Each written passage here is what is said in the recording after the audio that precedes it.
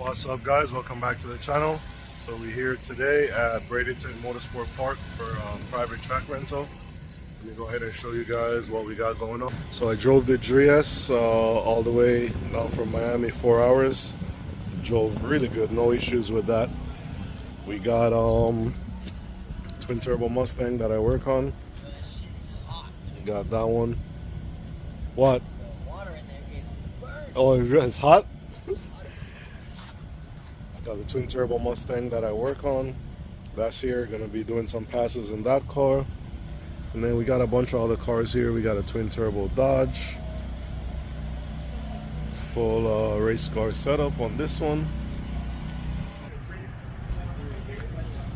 Got a Pro Charge S550 Mustang.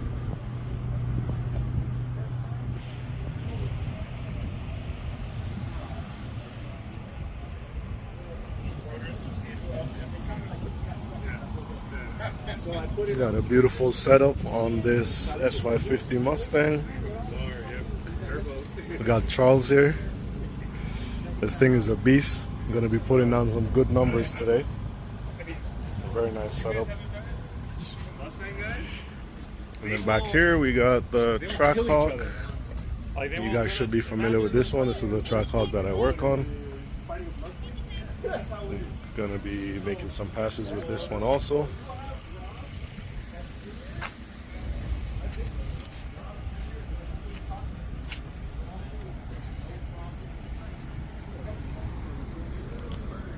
Super nice cars. RSP DMV, you already know what's up.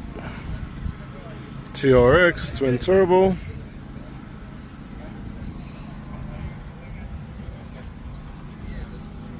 This thing is a monster.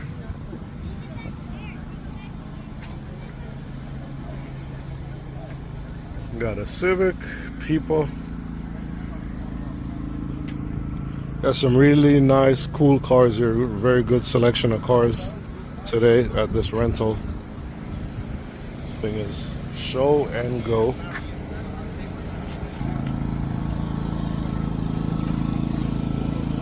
Fox body. Super nice.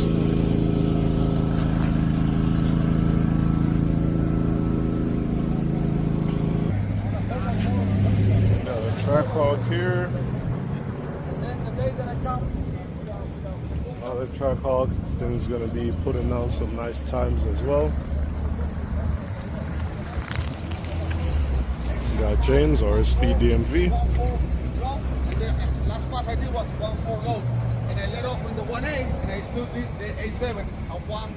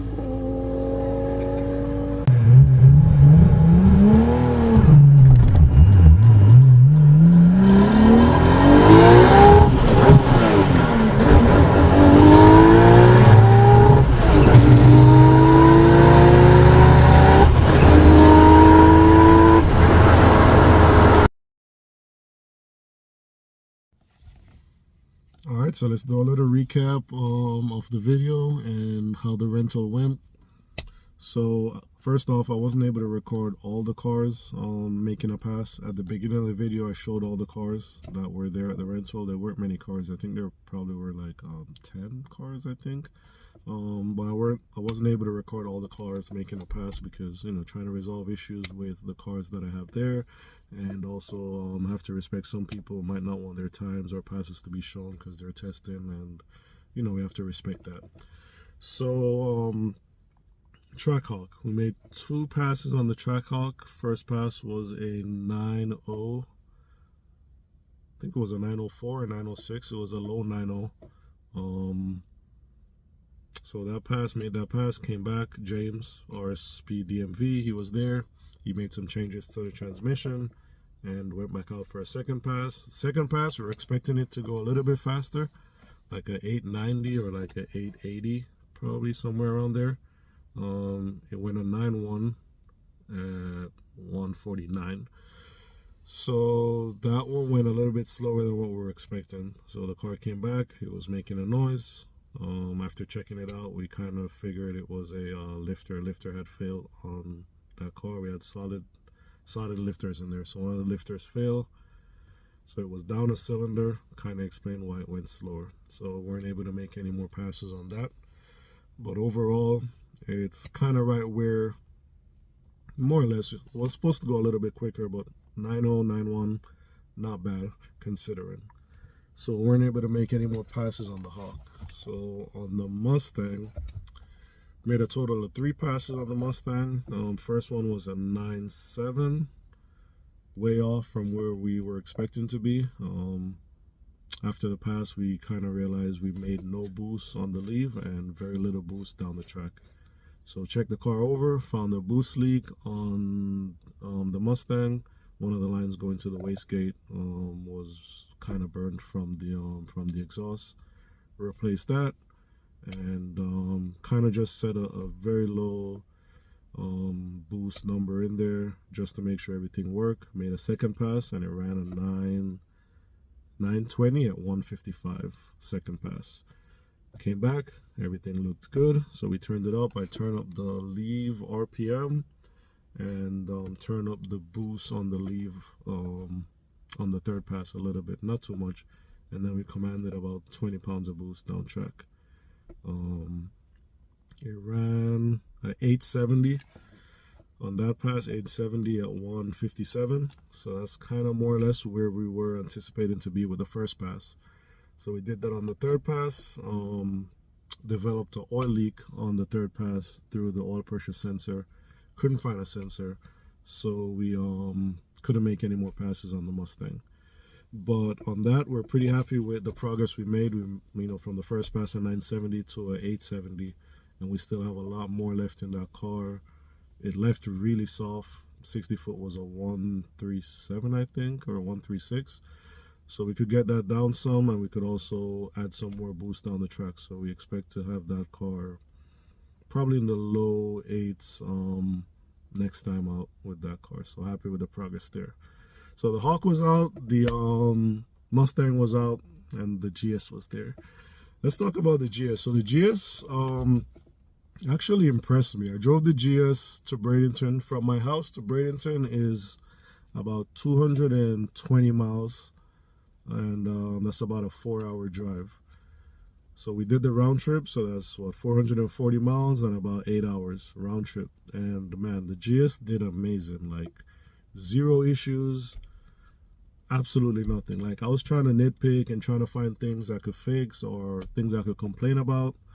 The car did phenomenal. Like, there was nothing I could complain about. The seats, the Brom seats, I was saying, oh, maybe for 4 hours my back would hurt me, like it would be uncomfortable. They were perfect. The tune was on point. Shout out to Justin, Young Yeti. Shout out to Custom Speed Creation. I mean, nothing. Everything worked perfectly on the car. Like, there's absolutely nothing that went wrong.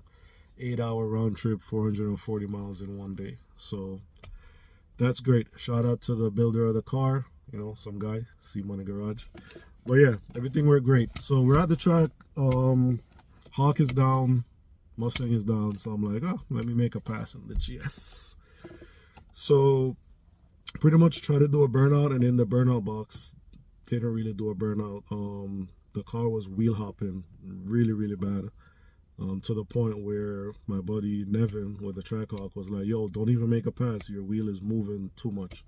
But I was like, I'm already here, already at the line, I'm gonna just ease into it and make a pass.